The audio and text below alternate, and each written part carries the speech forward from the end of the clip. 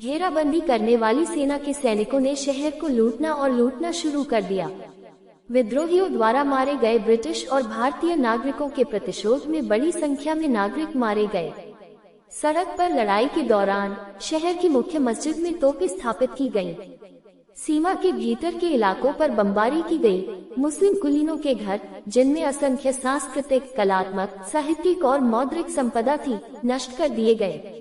अंग्रेजों ने जल्द ही बहादुर शाह जफर को गिरफ्तार कर लिया और अगले दिन ब्रिटिश मेजर विलियम हडसन ने उनके बेटों मिर्जा मुगल और मिर्जा खिज सुल्तान और पोते मिर्जा अबू बकर को दिल्ली गेट के पास खूनी द्वार पर अपनी मर्जी से गोली मार दी। खबर सुनने पर जफर सदमे में खामोश रहे, जबकि उनकी पत्नी जीनत महल संतुष्ट थी, क्योंकि उन्हें विश्वास था कि उनका बेटा अब जफर का उत्तराधिकारी था।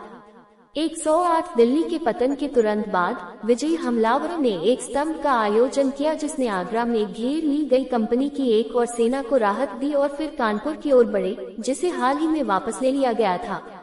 इसने कंपनी बलों को भारत के पूर्व से पश्चिम तक संचार की एक सतत, हालांकि अभी भी कमजोर, रेखा प्रदान की।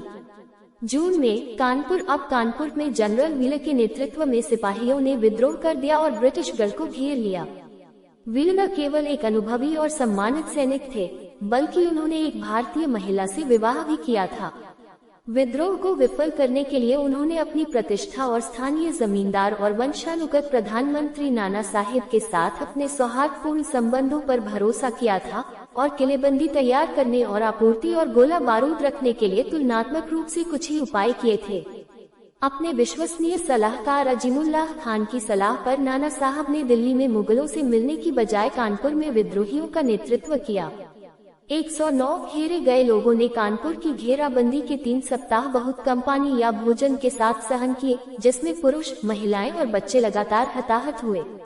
25 जून को नाना साहब ने इलाहाबाद तक सुरक्षित मार्ग का प्रस्ताव रखा।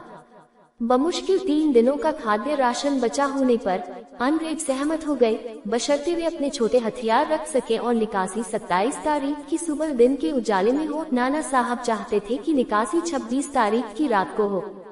27 जून की सुबह ब्रिटिश दल अपनी खाई को छोड़कर नदी की ओर चला गया, जहां नाना साहब द्वारा प्रदान की गई नावें उन्हें इलाहाबाद ले जाने के लिए इंतजार कर रही थी। 110 स्तंभ के पीछे चल रहे कुछ घायल ब्रिटिश अधिकारियों को भी गुस्साए सिपाहियों ने काट डाला। जब ब्रिटिश दल बड़े पैमाने पर गोदी पर पहुंच गया, जो गंगा के दोनों किनारों पर तैनात सिपाहियों से घिरी हुई थी, 111 स्पष्ट गोलीबारी की रेखाओं के साथ गोलीबारी शुरू हो गई और नावों को उनके चालक दल ने छोड़ दिया और उन्हें पकड़ लिया गया या लाल गर्म लकड़ी के कोयले के टुकड़ों का उपयोग करके आग लगा दी गई। 113 ब्रिटिश दल ने नावों को धकेलने की कोशिश की, लेकिन 3 को छोड़कर सभी फंसी रहीं। 1 दर्जन से अधिक घायल लोगों के साथ एक नाव शुरू में बच गई, लेकिन बाद में जमीन पर उतर गई। विद्रोहियों ने पकड़ लिया और कानपुर में नरसंहार की ओर नदी में वापस धकेल दिया। अंत में विद्रोही घुड़सवार किसी भी बचे को खत्म करने के लिए पानी में घुस गए। 113 गोलीबारी बंद होने के बाद बचे हुए लोगों को घेर लिया गया और पुरुषों को गोली मार दी गई।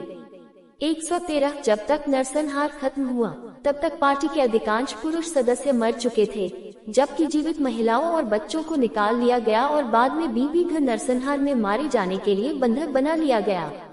114 केवल 4 लोग अंततः नावों में से एक पर सवार होकर कानपुर से जीवित बच निकले। 2 निजी सैनिक, 1 लेफ्टिनेंट और कैप्टन मोब्रे थॉमसन, जिन्होंने the story of Kanpur London 1859 नामक अपने अनुभवों का प्रत्यक्ष विवरण लिखा। अपने मुकदमे के दौरान तात्या टोपे ने ऐसी किसी योजना के अस्तित्व से इनकार किया और घटना का वर्णन इस प्रकार किया: अंग्रेज पहले ही नावों पर सवार हो चुके थे और तात्या टोपे ने उनके जाने का संकेत देने के लिए अपना दाहिना हाथ उठाया। उसी क्षण भीड़ में से किसी ने जोर से बिगुल बजाया, जिससे अव्यवस्था फैल गई और जारी घबराहट में नाविक नावों से कूद पड़े। विद्रोहियों ने अंधाधुंध गोलीबारी शुरू कर दी। नाना साहब, जो पास के सवदा कोठी बंगले में रह रहे थे,